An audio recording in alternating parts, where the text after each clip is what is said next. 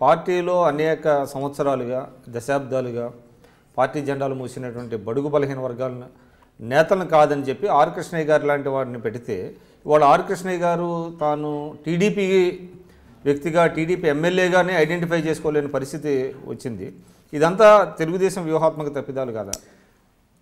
సరే, కృష్ణయ్య గారు మా పార్టీ నుంచి గెలిచిండు, మా పార్టీలో పనిచేస్తలేదు వాస్తవం.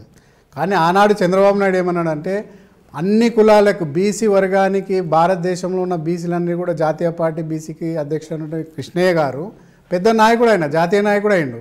అలాంటి నాయకుడిని పెడితే మా దగ్గర ఉన్న నాయకులు బీసీ నాయకులు ఉన్నారు. కానీ అన్ని బీసీ కులాలు అందరూ కూడా ఆమోదించేటువంటి కృష్ణయ్య గారిని పెడితే ఇంకా కొద్దిగా పోలరైజేషన్ వస్తుందని ఒక నిఘాతోటి పెట్టడం చెప్పింది తప్ప మా దగ్గర బీసీలు లేరని ఒక ఇది కాదు, అది వ్యూహాత్మకంగా పెట్టిండ్రు, అది అంతే తప్ప తప్పిదమని నేనైతే అనుకోను. ఇప్పుడు కృష్ణయ్య గారు పార్టీలో ఉన్నట్ట లేనట్ట?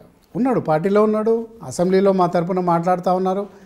అవసరం అనుకున్నప్పుడు మొన్న టీడీఎల్పీలకు కూడా వచ్చడం జరిగింది, బాబు గారు వచ్చినప్పుడు పార్టీ ఆఫీస్ కూడా రావడం జరిగింది, మన పొలిట్ బ్యూరో కూడా రావడం జరిగింది. మేము చేపట్టే కార్యక్రమాల్లో రావడం అనేక సంవత్సరాలు చెప్పిండు. నేను మాత్రం ఎమ్మెల్యేగా ఉన్నా కానీ నేను నా బీసీలకు చేసేది చాలా ఉంది.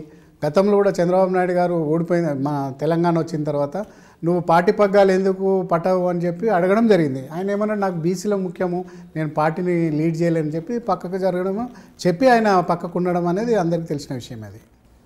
సో రాబోయే రోజుల్లో అంటే వచ్చే ఎన్నికల్లో మీరు అంటే ఇటీవల కాలంలో మనం చూస్తున్నాము అనేక సర్వేలు జరుగుతున్నాయి.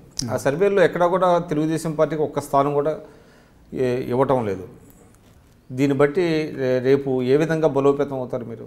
నేను ఒకటి చెప్తా విక్రమ్ గారు, గతంలో బీఎస్పీ నుంచి కోనప్ప కానీ ఇంద్రకరణ్ రెడ్డి కూడా గెలిచిండ్రు. ఏ సర్వే కూడా చూపించాలి వాళ్ళు గెలుస్తారని చెప్పి. బీఎస్పీ కంటే బలహీనమైన పార్టీ అయితే మాదైతే కాదని నేను అనుకుంటా ఉన్నాను. ఇంకా 1 year 1.5 year టైం ఉంది. జమిలీ ఎలక్షన్ వచ్చినా కూడా ఇంకా 9-10 నెలల టైం ఉంది. రాబోయే రోజుల్లో ఏ విధంగా 1-2 గెలుస్తారని ఇచ్చారు. షేర్లింగంపల్లి 1, జూబ్లీహిల్స్ 1 గెలుస్తారని ఇవ్వడం జరిగింది. మరి 1 కూడా గెలవదని కాదు, కానీ 2 గెలుస్తారని ఇచ్చిండ్రు. నేను చెప్పేది అంటే ఒక్క రోజుల్లో మీకు తెలుసు గతంలో చంద్రబాబు నాయుడు గారు 2014 తర్వాత ఏ విధంగా వైఎస్ఆర్సీపీ ఉండో తర్వాత ఏమైందని మీకు తెలిసిన విషయాలే. ఎందుకంటే ఈరోజు ప్రజలంతా విఘ్నులు, మీడియా మీలాంటి ఎలక్ట్రానిక్ మీడియా ద్వారా ఇస్తున్న సందేశాలను చూసి ఒక్క రోజులో కింద మీద అయ్యే పరిస్థితులు ఉన్నాయి ఈ రోజుల్లో. కాబట్టి రాబోయే రోజుల్లో మా పార్టీ పుంజుకుంటుంది, ప్రజలు కూడా ఆలోచన మొదలుపెట్టిండ్రు ఇప్పుడిప్పుడే. కాబట్టి మాకు 22% పోలింగ్ ఉన్నదనేది మాకు మొన్న గ్రేటర్ హైదరాబాద్లో కూడా 22% మాకు ఓటింగ్ ఉన్నది మాకు.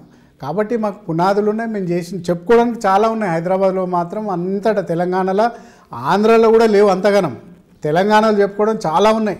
కాబట్టి మాకు రాబోయే రోజుల్లో మాకు ఎజెండా ఉంది, జెండా ఉంది, నాయకుడు ఉన్నాడు. రాబోయే రోజుల్లో చంద్రబాబు నాయుడు కూడా టైం ఇస్తారు, మాకు అన్ని విధాలు ఆయన సహకరిస్తాడనే నమ్మకం ఉంది, గట్టి దృఢ సంకల్పం ఉంది మా నాయకులకు కూడా. కాబట్టి మాకు నాయకులు పోయినంత మాత్రాన భయపడేది ఏం లేదు. కాబట్టి కార్యకర్తలు ఉన్నారు, నాలాంటి వాళ్ళు చాలామంది ఉన్నారు. ఎన్టీ రామారావు గారు వచ్చినప్పుడు కూడా ఇట్లనే రంగులు వేసుకున్న నాయకునికి ఎవరు వేస్తారు అన్నారు. అదే రిపీట్ కాబోతున్నది మా ప్రగాఢ సంకల్పం, విశ్వాసం కూడా.